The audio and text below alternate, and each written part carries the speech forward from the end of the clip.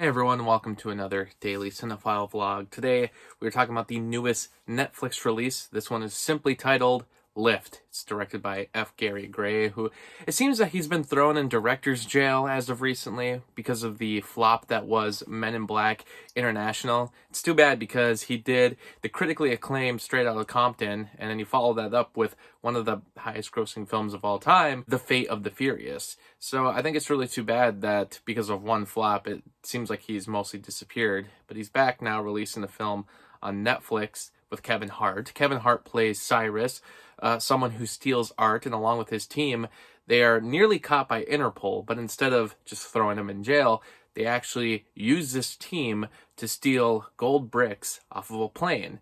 This plane is delivering the gold bricks to a notorious terrorist played by Jean Reno.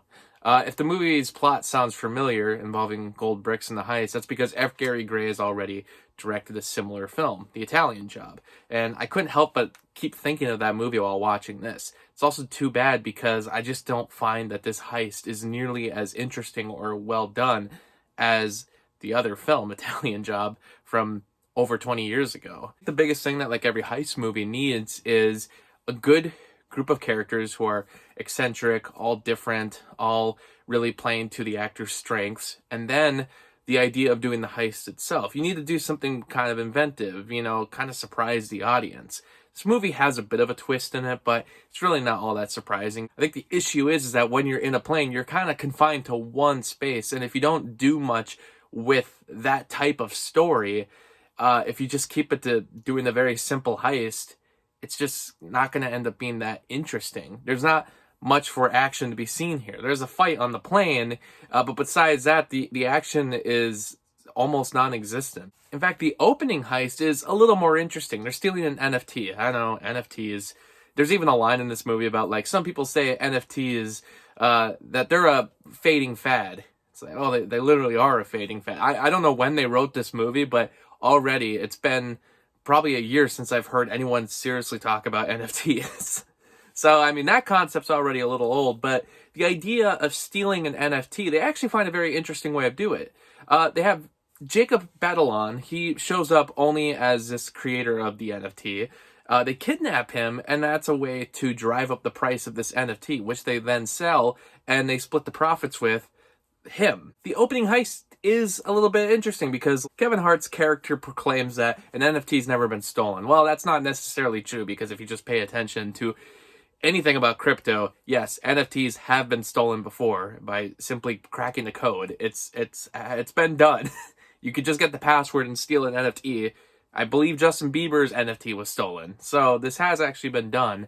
But the way they go about it, I actually found that heist to be a little more interesting than the heist that happens later. Yeah, Interpol has a very dumb reason to hire them. I mean, it's that type of movie you've seen before where they hire the criminals to do one big job. And there's several times where, oh, they're unsure about doing this, but they really have no other choice. But at some point, they try to dip out again. And then at one point, they do like that same scene again where Kevin Hart's like, no, this is too dangerous.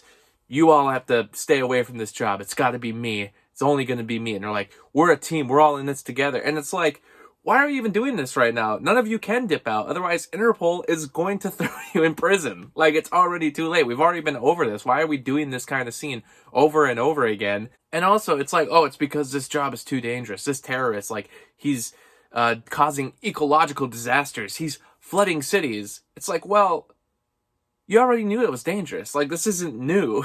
Just because they show, like, a test run of what's to come. Like, oh, this is only the beginning. And there's just so many questions like that. It's like, why would the villain already be testing things out? Like, let's flood one city before we do our massive flooding across the entire country. They never really fully describe how this is going to be pulled off anyway. Like, you can use your imagination, but realistically, they don't really go into much detail about how this all works. It's the same thing with the whole idea of stealing art because we're protecting art.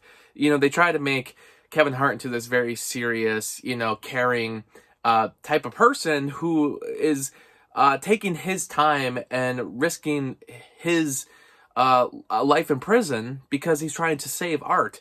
But besides just saying, "Oh, I want to save art," and saying some fascinating things about art, it doesn't really go any further than that. They don't really dive much into this. I don't really know if Kevin Hart should be the lead of this movie. It's meant to be the straight man. It's meant to be the character that like Mark Wahlberg played in The Italian Job. Straight, not a lot of like funny lines coming out of him. He's meant to sort of have this sex appeal about him, and I don't know. It's like Kevin Hart's a comedian. Like, why is he not the funny guy right now? And they take all the funny out, and we're gonna play him kind of seriously, like a real serious action star that is thrown into one action scene on the plane. I just don't really buy into it. The rest of the characters are not given a chance to do much with their performance. You don't really learn much about these other characters. You've got Vincent D'Onofrio, which, I mean, terrific actor, but is given almost nothing to work with. You got Billy Magnuson in this. His character's name is literally Magnus. I'm assuming that they had that character name written before they cast him, but I thought, oh, that's interesting. Magnuson is playing Magnus.